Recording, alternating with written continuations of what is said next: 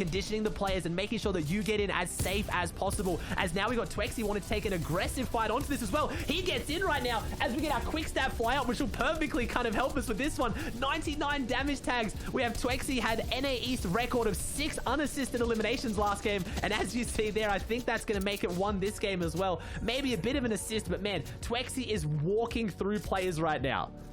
No, that's crazy, guys. Think about what that means. He is taking out players with no help from his trio. That means that he is doing all the work, doing all of the damage. That's a phenomenal stat. That's a way to really put things into perspective and wrap it up nicely for us. Twexy, there's a reason why he's here. There's a reason why he's holding one of the very prestigious AXA champions. And again, split up and they're back together and they're finding the success with it as well. I mean, it might only be a matter of time before we see Twexy get an AXA champions because they're playing phenomenal here today.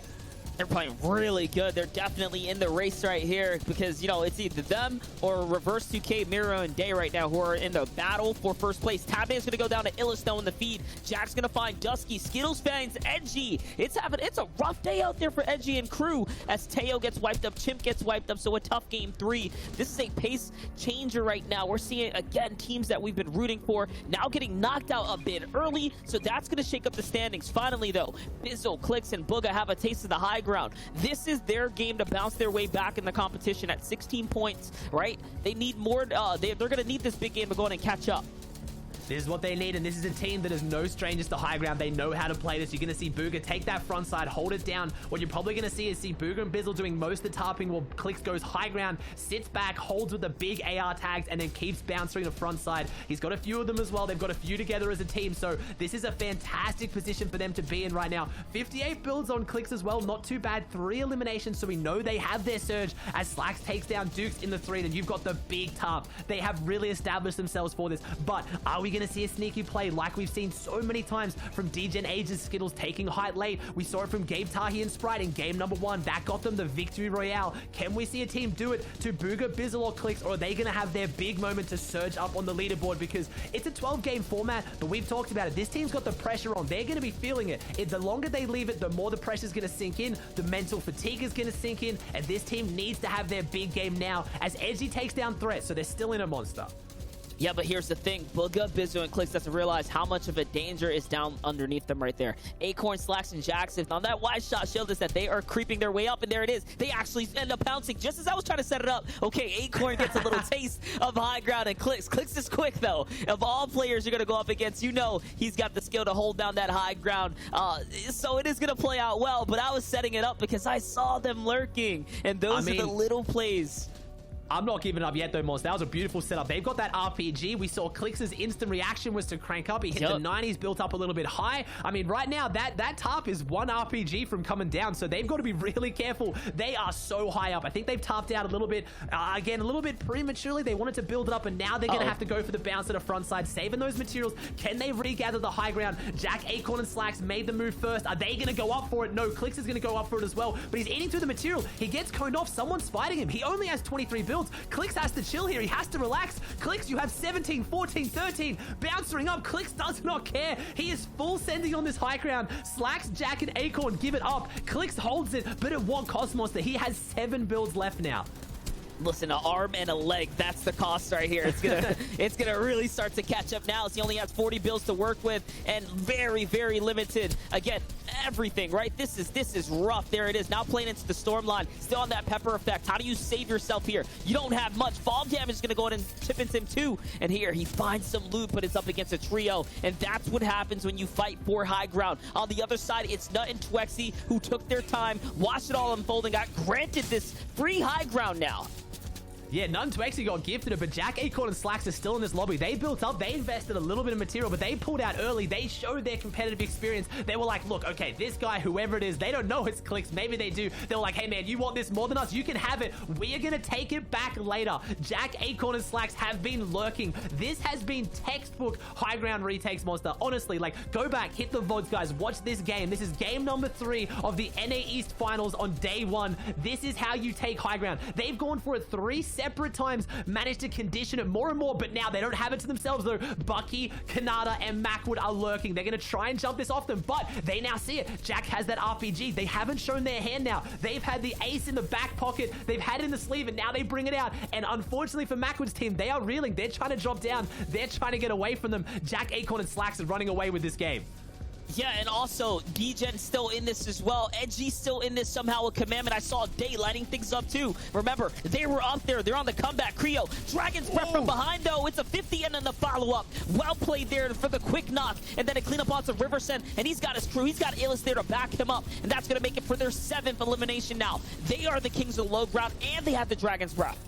The Dragon's Breath shotgun is going to be big, but they are versing some absolute slayers on the high ground. Jack, Acorn, and Slacks are a tough team to beat. Look at them just sticking together. They have so few builds. They're on top of each other. The RPG is working its way down. Ooh. One rocket left. Acorn goes through. 2 teams, 6 players. It is a 3v3 to close this out as Acorn is going up right now. He's going for the heal off. They don't have the heal off potential, but he's trying to get some distance, trying to create some room, because this is a healthy 3v3 right now, Monster. You cannot ask for a better way to finish an FNCS final game. 2 of the best teams going head to head. The rocket finds its way in. Jack, Acorn, and Slacks have played this entire game to perfection. It is going to take a monstrous effort from Creo, Illis, and Avery to claw their way back through this. You talked about the Dragon's Breath. They have the firepower. Oh, no. They have the potential, but they're up against the RPG, and it is destroying low ground. Acorn gets 2 eliminations. It's a 3v1. It's a victory royale. A 15 elimination victory royale for this team, Monster. What?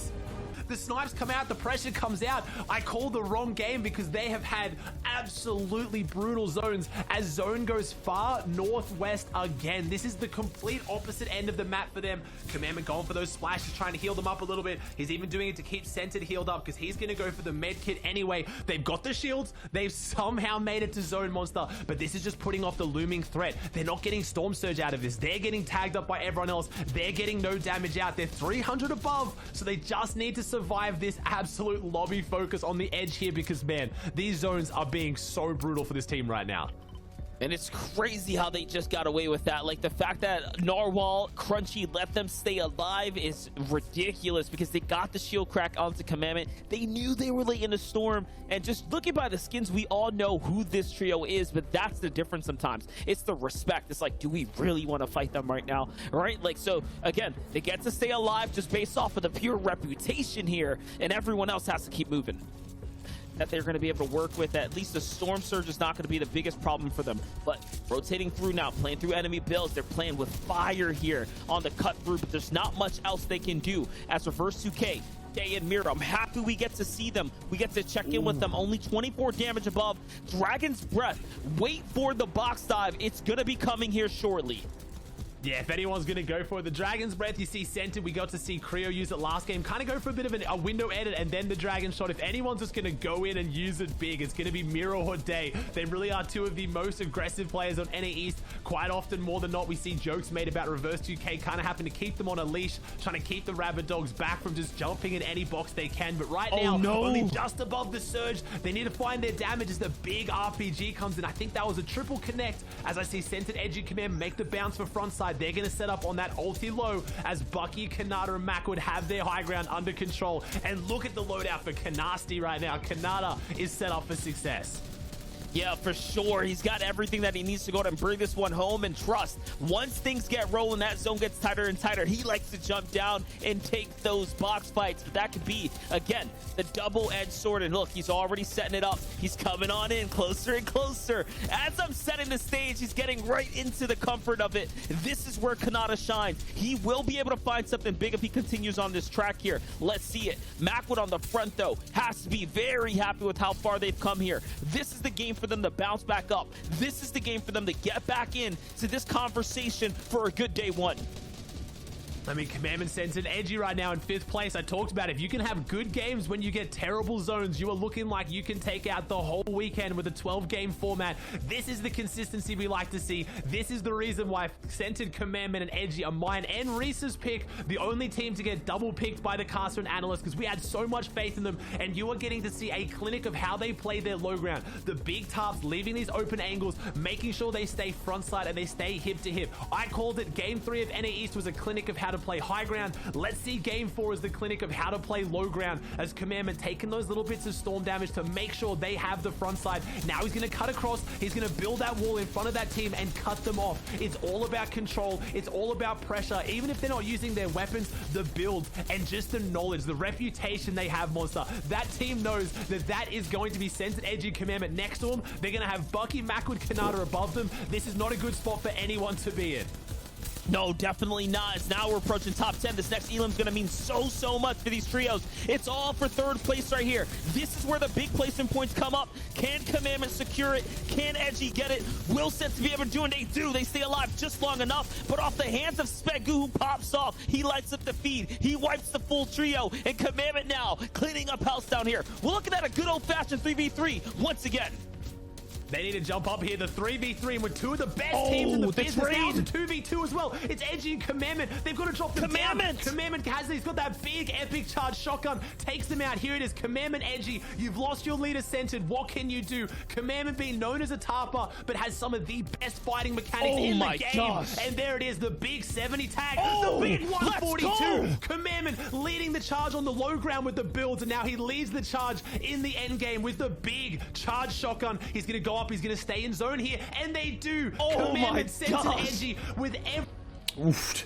You know, in that last game, they picked up 7 eliminations in 9th place. You know, they're a little bit of a sleeper team in that game. You know, we saw them a little bit popping off, but, you know, 7 eliminations, that is massive. 14 points there alone. You know, Damir in reverse, still in that 2nd place slot. You know, yeah, props for them. As you know, those first 3 games got out of our way where they were contested at Misty Meadows. Ever since that has gone away, ever since that contesting trio has left, they have just been going up and up and up on that leaderboard.